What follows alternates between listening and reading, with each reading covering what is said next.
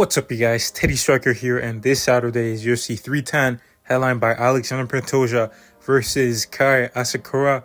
And Kai is making his UFC debut, and he's getting a title shot. And a lot of people maybe don't know him as much. And Pantoja has beaten guys like Brandon Moreno. Basically, he's beaten half of the guys in the top 10. And now he's fighting a guy who's relatively unknown. And many people are saying that Pantoja is going to take him down and he's going to do what he does, maybe like dominate him for like a decision win. But I actually think that Kai Asakura can actually beat Pantoja. This is not my prediction, no. Our prediction is coming out this Friday. This is me building a game plan for Kai Asakura to beat Alexandre Pantoja and become the flyweight champion. But with all that being said, let's get into the first key to victory I have for Kai Asakura, and that's going to be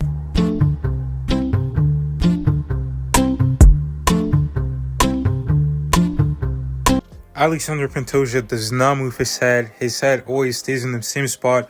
And, he likes to blitz quite a bit. And I feel like with the jab, he can do several things. And disturbing Pantoja's time with it and kind of annoying him with the jab can kind of trigger that blitz. And that's going to be important for another key to victory I have that's coming up later on. But I think that the jab will be useful for Kai to establish distance, start his combinations, and also a well-timed jab could put him down, especially if he's running headfirst into it. The next key to victory I have for Kai is going to be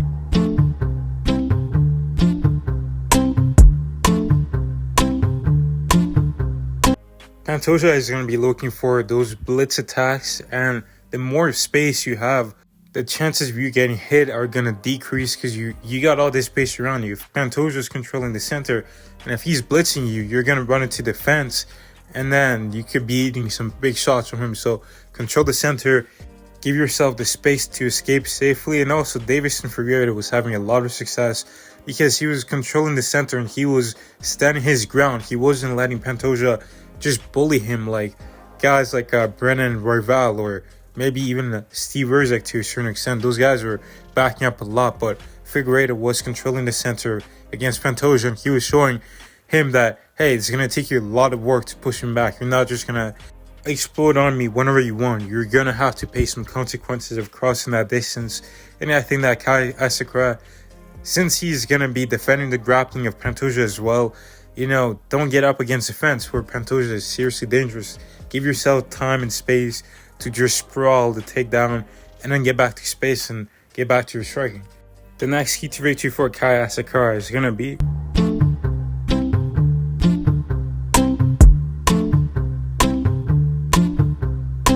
obviously, Pantoja is going to be looking to take Kai Asakura down at least once in this fight.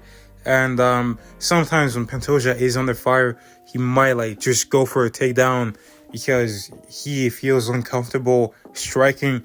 And that's where Kai Asakura can implement his dangerous knees. In Ryzen, he was timing several opponents with those knees, even getting finishes with them. And I feel like Pantoja could potentially run into a flying knee if Kai Asakura is able to time his knee like he did to several of his opponents in the past. It can be to the body or to the face, but it's going to be devastating because Pantoja is going to be leaning into it, increasing the impact of the knee and potentially getting a finish over him. But moving on to the next key to victory I have for Kai Asakura, and that's going to be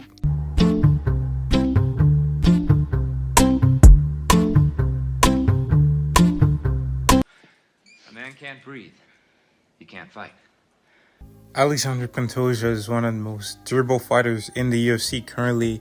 We've seen him go through wars with Brandon Moreno, Brandon Royval, Deiveson Figueiredo. I mean, this guy can take a punch for sure, but if you start to break down his base, take some energy out of his system, it'll be a lot easier to finish Alexandre Pantoja. Also, Sean O'Malley was able to hurt Pantoja with a nasty body kick. While they were sparring, it seemed to take the win out of Pantoja, so that could be a potential weakness for him. So if you're Kai Asakura, go for body punches, for devastating knees to the body or body kicks, and make the finish to the head come a lot easier. The next key to victory I have for Kai Asakura is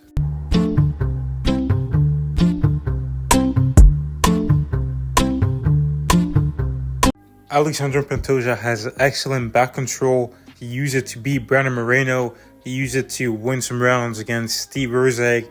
And yeah, he's a master of controlling the back. And if you're a Kai Asakura, that's a position that you really want to avoid. Yes, you might get taken down, but do not give your back.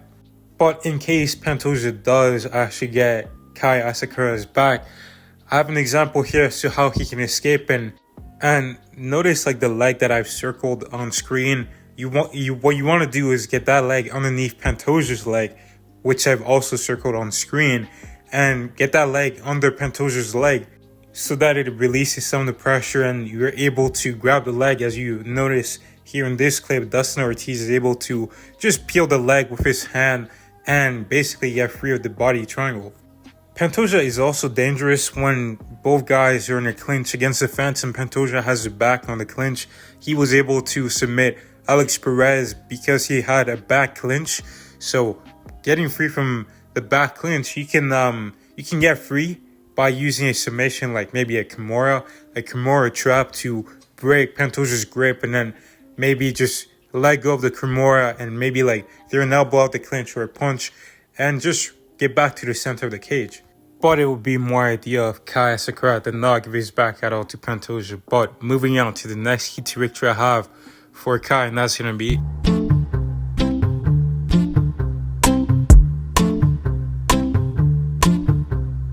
whenever Pantoja is going to be getting Kai Asakura to the ground. I think that Kai Asakura should use his frames to get back to his feet. And a frame is basically like pushing you off your opponent or creating space between you and your opponent, enough space to allow you to escape a bad position. And I'm going to put some examples on the screen of Deiveson Figueiredo using frames extremely well and escaping some bad positions or some grappling positions where Pantoja has the advantage, and he's able to use his frames to get back to his feet and get back to striking. In this clip again, Figueiredo frames on his head and then gets away.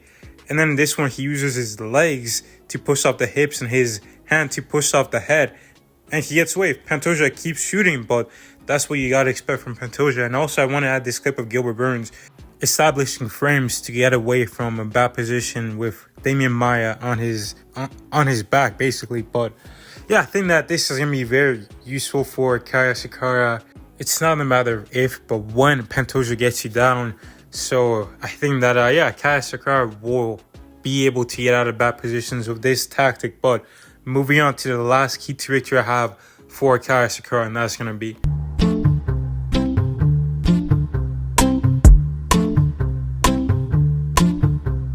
earlier in this video, I mentioned how Kai Asakura should use his jab.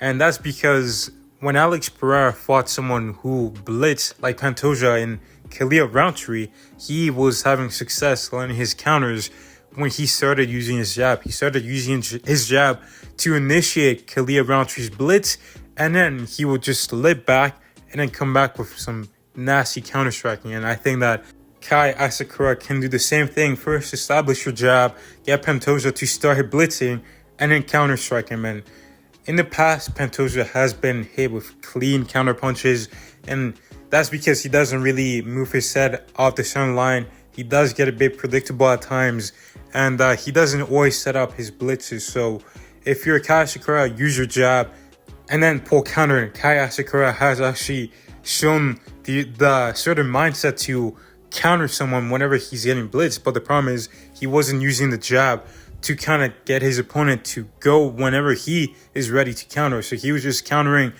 like reactively. He wasn't really proactively doing it. And I think that with the jab, that's what he is going to be able to do. But that's all I've got for how Kai Asakura beats Alexandre Pantoja. Again, this is not my official prediction for this fight. If you guys want to see that, make sure you guys tune in this Friday. That's when it's dropping. And Wednesday is when my predictions for the whole card is going to be coming out, the main card, along with some fights on the prelims. But thank you guys for watching. I really appreciate it. Make sure you guys like and subscribe. God bless, and I'll hopefully see you guys in the next one.